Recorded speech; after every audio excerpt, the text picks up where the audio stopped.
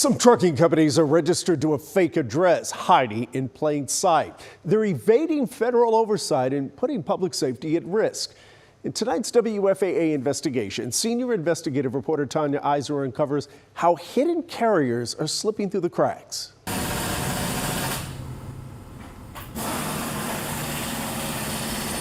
West Commerce is home to many businesses.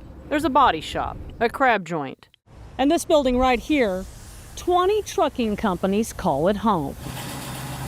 That's crazy. A WFAA investigation found all those companies are registered to 539 West Commerce, a virtual mailbox spot called physicaladress.com. We are a mail handling service, so that's all that we do is just handle mail.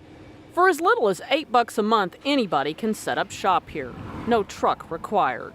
It's also illegal, and here's why. When a trucking company registers with the Federal Motor Carrier Safety Administration, or FMCSA, it must list its principal place of business. It's where the company's supposed to keep driver and safety records, and where federal regulators can show up to inspect those records. That must be a real physical address, not just a mailbox or a P.O. box. So they wouldn't actually be physically here? No, they would not be working here physically, no. So if the federal government wanted to come check records for that company or any of those companies, they wouldn't come here? No.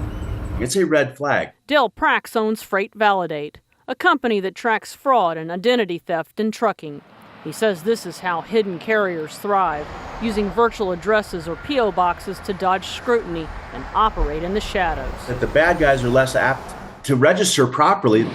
Take a look at this quiet building in Signal Hill, California. Doesn't look like the headquarters of hundreds of trucking companies, right? But federal records show nearly 700 freight companies tied to this single address. Roughly 500 of those companies list the same email.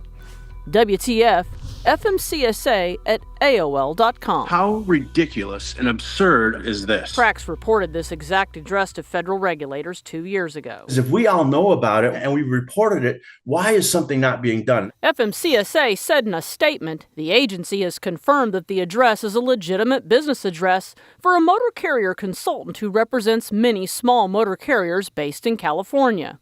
But according to FMCSA's website, a motor carrier may not designate the office of a consultant if the motor carrier is not engaged in operations at that location. It's impossible to have that be an actual place of business. My argument is we know there's something wrong. The agency did not specifically address the use of the email WTF FMCSA@AOL.com. Back in 2023, Prax saw a pattern. About 200 carriers a month registering with P.O. boxes or virtual mailboxes. We would notify FMCSA that says, hey, this guy should not be issued as authority. He says the agency listened, and now they flag those applications with warning letters. Just because a trucking company uses a virtual address like here on West Commerce Street doesn't mean they're up to no good. Some of these owner-operators live in their truck. So a lot of times they will look for, hey, I don't really have a physical address. Not everybody who does that is a bad guy. Most of the bad guys, that's what they're going to do. Agreed. I think that's an accurate statement. That's what the bad guys are going to do 99% of the time. It's also a public safety matter.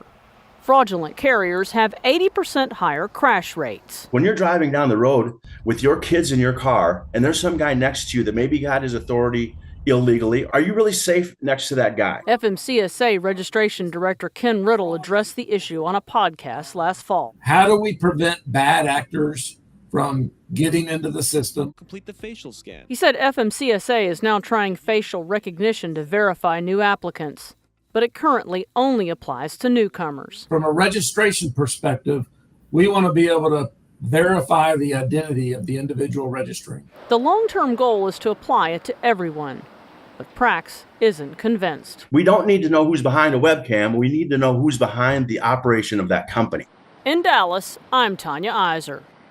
And if you have a tip for our investigative team, scan the QR code on your screen. It'll go straight to our online tip form or email investigates@WFAA.com.